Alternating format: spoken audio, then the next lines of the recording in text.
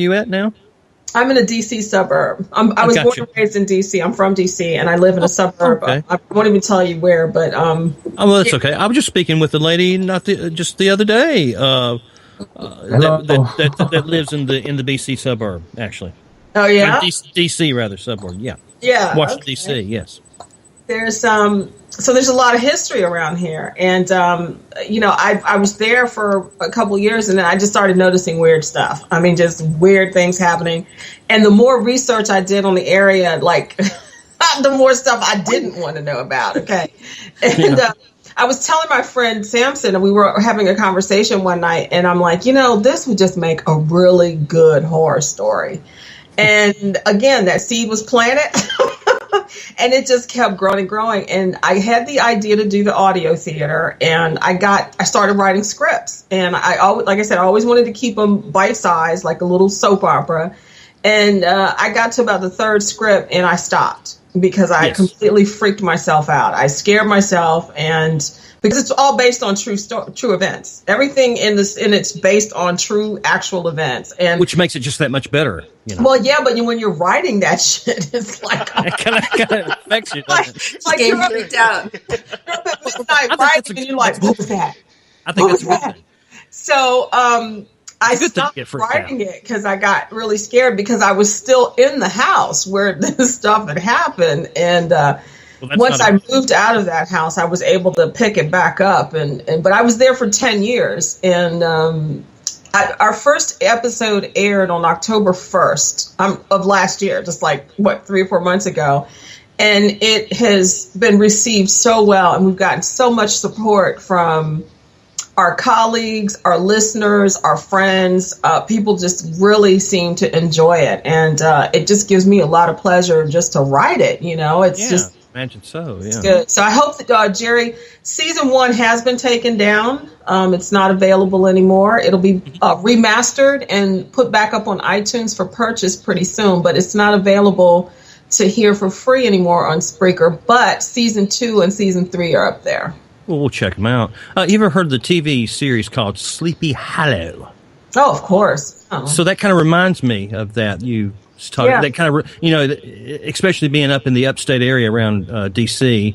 and up in that area where it kind of happened, and you're confronted with all those weird things going on that actually are there, the supernatural, and it really, and you being in that house for so long, there's a good there's a good thing there and there's a bad thing there. The good thing is that you actually experienced it, and I think that freaking out is a good thing. But on the other hand, the bad thing is that you were actually stuck in the middle of it. It's so haunted down here. It's ridiculous. And what's not haunted, the energy is so thick. Like there's certain roads down here that I will not go down. I won't travel down certain roads. And that's wild. One of the most profound things I think that hit me first before I noticed anything else was the amount of roadkill down here. And it's not just like somebody hitting something. I mean, these animals are violently hit and dragged and entrails, blood. It's disgusting. Strange. And that was the first thing that hit me was like, wow, there's a lot of death down here. And then on top of that, the other things, the history that I started to uncover. I will tell you that even John Wilkes Booth rode through here. The Mud House is very close to here. James, is that you? Hello. Hello. Is he back? Yeah, he's back. I know, James. I've tried calling you 4 or 5 times there, buddy. I'm done now. The show's over. All right, mate. All right, mate. All right, mate. All right.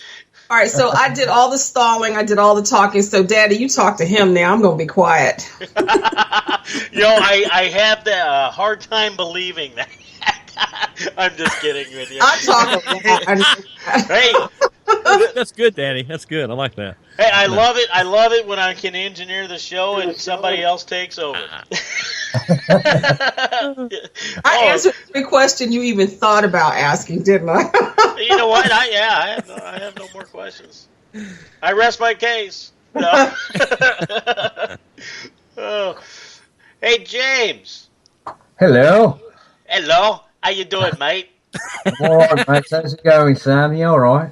I'm all right. I'm all right. How you doing? No. Okay, I'm done trying to do that stuff though. we was talking about Wolfman Jack earlier. You know, it's like, hey, this is Wolfman Jack going to live stream from. Sound like him. You should hear Jerry too. I'm sorry. You should hear Jerry too. Yeah, Jerry does a good Wolfman. Yeah, Wolfman, you got this here's a Wolfman Jack. You got the Wolfman Jack here. Yeah. Very good. Come on, baby. Come on, baby. And we're about to fizzle flazzle your floor and rock you down until it's midnight to roar. He used to like to say, you reach out and you grab that radio and you make love to that radio. Yeah, that's what you do. You got it, brother. You killing it, brother. You killing it, brother. Get a room. You also sound dangerously close to Harvey Firestein, too, though, I want you to know. That's a fine line between those two. Yeah, a little bit, yeah. I don't know if I know who that is. I don't think I know who it is either. I just agreed. Okay. The only thing that I could even remotely think of that you would know that he was in, do you remember that movie Independence Day? Yeah. Yeah. Well, the guy at the very beginning who has got that real scratchy voice, and he goes, I think he's getting ready to get, and he goes, his mother calls, or he calls his mother, and he's on the phone with his mother, and the apocalypse happens. But that's like the only thing I could think of that he's in that you might. Oh, yeah. Sounds familiar. It's not the same guy that played with Robin Williams a lot, like. Yes, and Mrs. Doubtfire. His brother. Yes, yeah. That's right. Mm-hmm. I'm still not getting it, but anyway, I it's very familiar. It's very familiar. He's more of a big comedian. guy. Yeah, big guy, comedian, curly hair, beard, and salt and pepper hair. I don't know if he's gay or not, but he always plays a gay person. I'm not there. Almost always. So I'm not there. But go ahead, talk to James. I'm sorry, I interrupted. Go ahead. See, there I go again. Is James still here? Oh, I'm still here. You guys just carry on. I'm having fun listening to this. Well, I'm glad everybody's having fun. Irish is in the chat room. Everybody say hi to Irish. Hey, Irish Ginger. Hey, Irish Ginger. Hello. Hey, Irish. Liane says, "Hey, Irish." Hey, Irish. So is this going to be available later so that we'll be able to listen to it? Oh yeah, you can download it if you want. Cool, very cool. We need something on our show reel. Well, that's what this show is all about: is finding the real person behind the music or behind the show. You know. Well, I did a thing where I'm doing a series of their comedic routines of when I met Jay. It's chronological. How do you say that? Chronological. You're the professor. Yeah, chronologically. I failed that class, though. I failed that class. What is it? How do you say it? Chronologically. Chronological. No, that's not what I'm trying to say. You know, like you say, the chronicles of something. So it's Chronicle.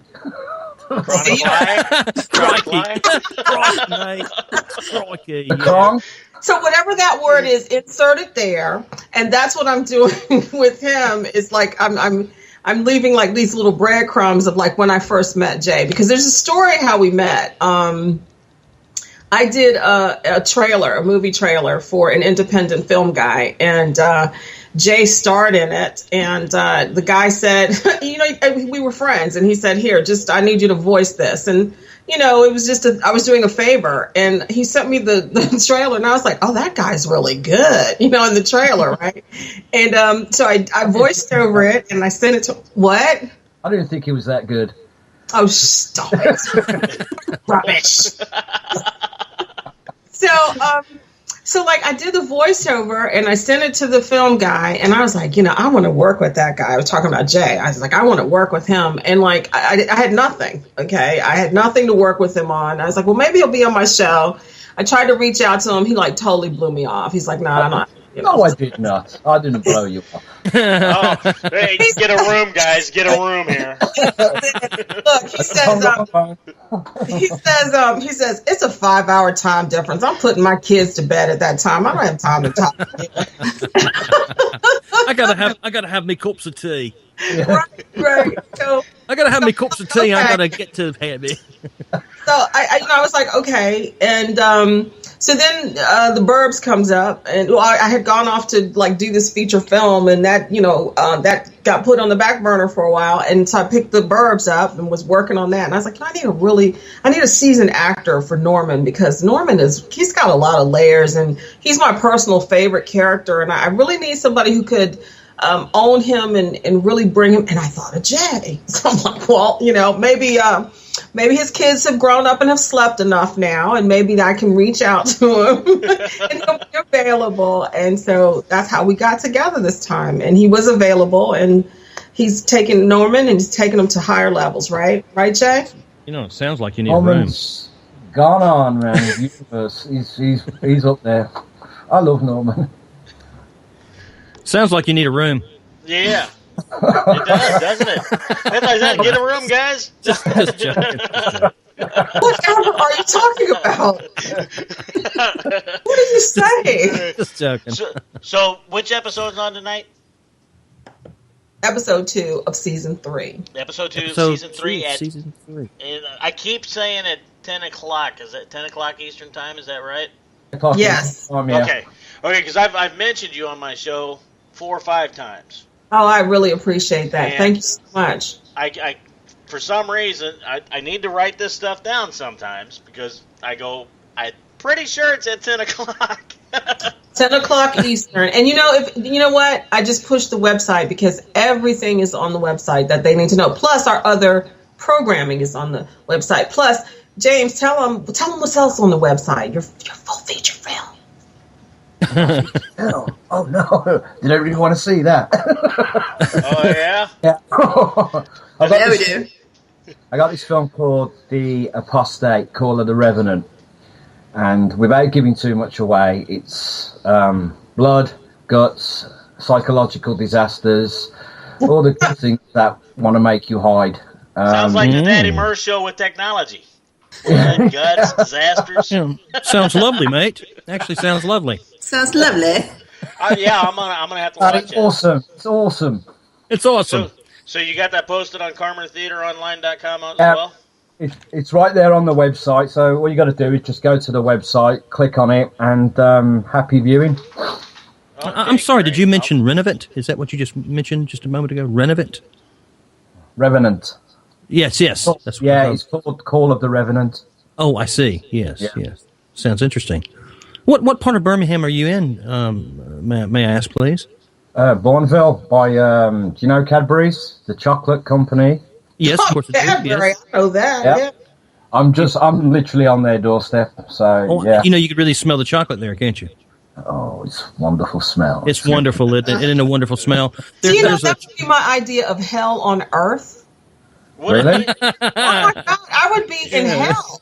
I mean, living somewhere where I had to smell chocolate. Oh my God, I'd go insane. I would literally back up. You know what? I can feel a story coming on. See, I used to live 2 blocks down from the Nestle plant that used to be here in my town. Oh my God. Okay. Yeah, that was a stench. I mean, tea when it's roasting stinks. Yeah. It does, and it permeated the entire town. Wow. So everybody had to go around smelling it all the time. Oh yeah, but it kind of smelled like chocolate sometimes. Yeah, kind of. But wow, you live that close to the Cadbury Easter egg company, huh? Yep. I'm literally just 500 yards from it. So. Wow. You know the Black Country, mate. Yeah, I know the Black Country well. Yeah. Do you know Cradley Heath? I know Cradley Heath, mate, yeah. Do you know Pinsnet? Pinsnet, yeah. I used to live in Pinsnet for a little while. Really? Okay. Yeah, I used to take the bus over to Mary Hill all the time. Okay. Yeah, you know that place, don't you? Oh yeah, definitely, yeah. You know the big shopping mall there in Mary Hill. At the Mary Hill, yeah. That's a huge shopping mall, isn't it? Oh, it's big. It's huge, huge. Used to go there all the time. So, and that's something where we're worlds apart, yet we're not. The cyber world has brought us all together, hasn't it? That's pretty cool. That's cool, isn't it? Absolutely. Yeah. And I love being able to talk to people from all over the world. Yeah. Yeah, You know, that's it's just amazing. that's a good thing. That is amazing. probably the